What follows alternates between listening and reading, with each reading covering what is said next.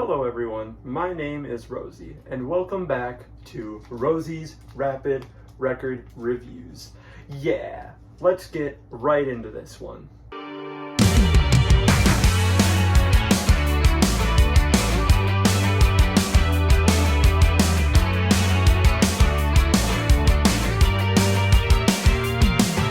Today we are going to be talking about Kevin Abstract's newest album, Blush, or should I say Collective, because the lead up to this album had you thinking that there's going to be a Brockhampton type deal, and you know, we kind of got it. It's not the same group of people on every song, but the way Kevin explained it in interviews, it kind of seems like it's going to be just he's making music and whoever's there in the studio that day, you know, they're hopping on, he's hopping on, we're getting everybody. As you know, we draw the album arts on this channel, and today I kind of cooked. I love how this looks. Here's this. If you're wondering what's going on over here, yeah, you don't worry about it. But, you know, this is my drawing of the cover art. I think it went pretty well. And if you look over here, you will see the actual art. And I really like it. Some people think it's AI for some reason. It's not. It's pretty simple, and I think it conveys the emotion perfectly. Just sitting there shrugging in your sweater, probably kind of embarrassed about something. You know, the boy you liked just came up to you, was talking to you, and you messed it up, and now they're just sitting there all angsty like in the library. And that's kind of the whole vibe I get from this album, being anxiety-ridden in the library. I'm still in the corner over here. I think a couple tracks that really reinforce this idea for me is like Text Me or Post-Breakup Beauty. Especially Text Me, just Kevin's delivery before the chorus kicks in, which chorus on this absolutely bumps. Before the chorus came on, I thought it was a little too like angsty and, you know, just like teenage love for me, but it's gas. Once you get them West Coast synths screeching up, you could have just texted me. Yeah, no, that's fire, that's fire. Another one I want to get into is Copy, which I see a lot of people not liking because of the mixing. And, you know, maybe I just want to be different, you know how, look at me, but I really do like the mixing on the first half of this song. It makes it sound like crunchy and like it was just distorted, uploaded by fucking YouTube MP3, like to YouTube fucking 3 years ago. It feels like something like that. Maybe if you're not like a toned veteran Brockhampton fan like me, you don't know what it is to listen to audio that sounds like shit, but like, you know, we over here, we're used to this, man. We got Ready for War on lock. Like, two other songs that really fit the teen angst growing up vibes are the Dominic Fike collabs on here, both Geezer and Maroon. And when Geezer first dropped, I liked it. I listened to it on YouTube. I didn't really form too much of an opinion. But this is just a classic, like, Brockhampton, Ryan Beatty, Bareface, Dominic Fike, all them group of people summer bop. And I love it. Dominic just absolutely killed this chorus. He works on a production line. It's always stuck in my head. Like, since this album dropped, that's the one that just keep coming back in my head, and one we'll get to a little bit later. But this is just overall great song, and Maroon is another really good one. Dominic Fike is rapping like he's Joba. Kevin Abstract sounds really great. And Dominic's flow, especially in like this second verse, is wild. He gets a little wacky with it, but I definitely appreciate him doing more on something like this than what he was doing on his last EP, because I'm gonna keep it real, that shit sucked.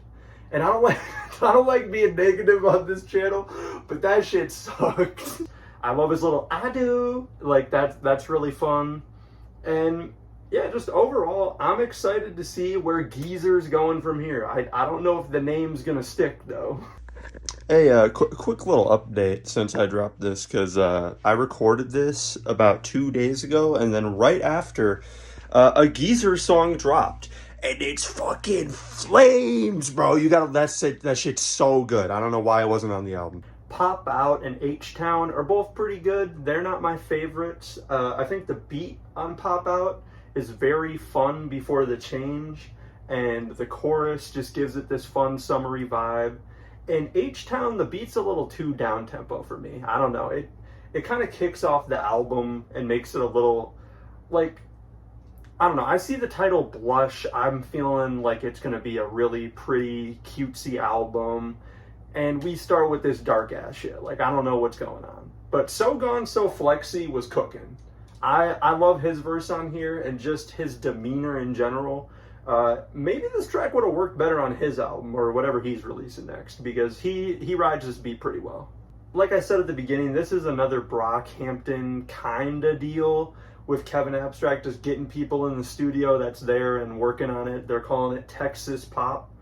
But Kevin Abstract is not the only lead artist here, even though it's his album.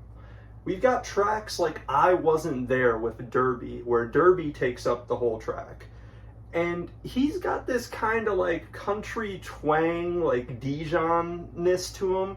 And I wasn't certain at first, but then I watched Professor Sky's review and he said the same exact thing.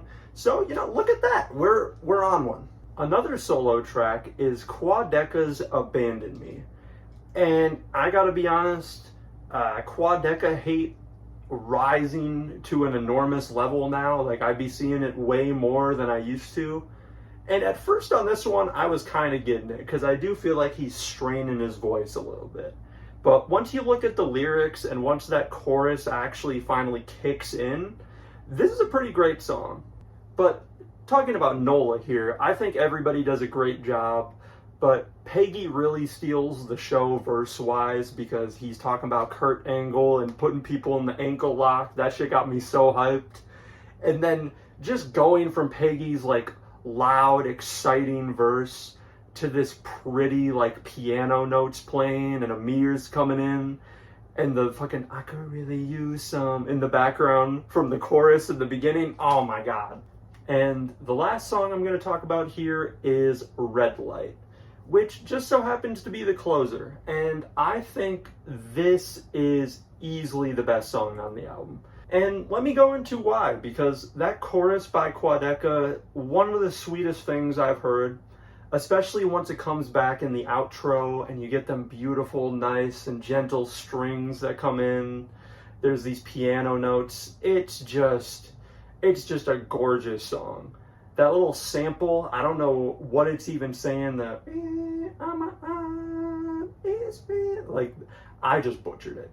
Yeah, that sample makes for a great backbone for the track, and just in general, just makes for a really nice beat. The bass is nasty, and that switch up is maybe my favorite part of the record. So, yeah, I hope you enjoyed this review. I will see you all in the next one. I'm going to play my favorite bits at the end here. And RRRR. Remember back when I could turn your face maroon? I do. Back when there was only space for two. I do. Remember back when we had no nada. Do you? The only thing I ever really wanted was a pistol. My only true regret is every shot where I missed them. Crackers wanna lynch me, but I'm back with a vengeance. On Yellowstone side where it's bloody in the trenches. I'll be waiting right there where you left me. Right there where you